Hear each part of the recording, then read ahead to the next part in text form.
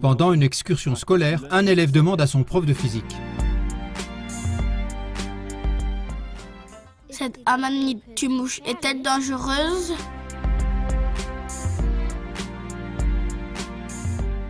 Est-ce dangereux de te jeter une pierre à la tête à 1 mètre de distance? Aïe!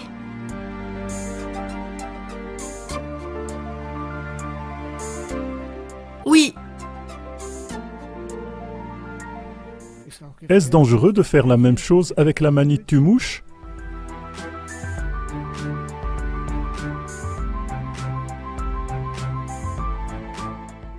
Non! Non!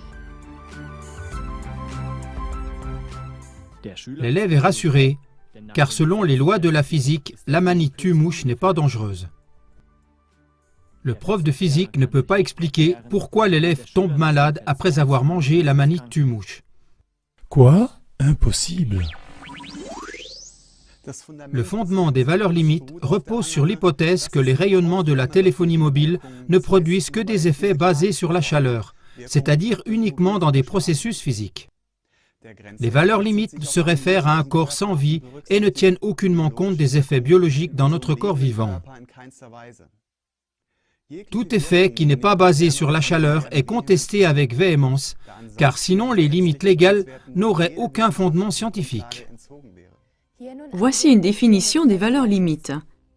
Les valeurs limites en vigueur sont basées sur l'intensité de rayonnement qui augmente la température d'un corps inanimé de 1 degré Celsius en 30 minutes. Les effets à long terme, au-delà de 30 minutes, ne sont pas pris en compte. Donc les valeurs limites protègent la matière morte contre un réchauffement d'une durée de 30 minutes. Nous sommes un organisme vivant. Nous sommes généralement irradiés en permanence 24 heures sur 24 dès le sein maternel. D'innombrables processus biologiques complexes se déroulent dans notre corps.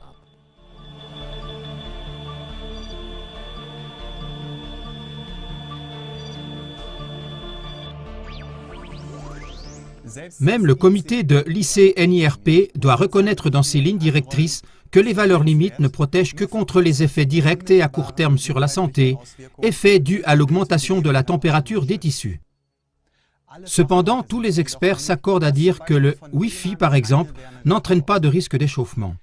Les valeurs limites protègent contre quelque chose qui, en fin de compte, ne présente aucune menace et elles constituent donc une tromperie frauduleuse envers la population. Les effets biologiques non thermiques n'ont pas été pris en compte lors de la fixation des valeurs limites. Les effets, par exemple, sur les nerfs ou les hormones ont été complètement ignorés.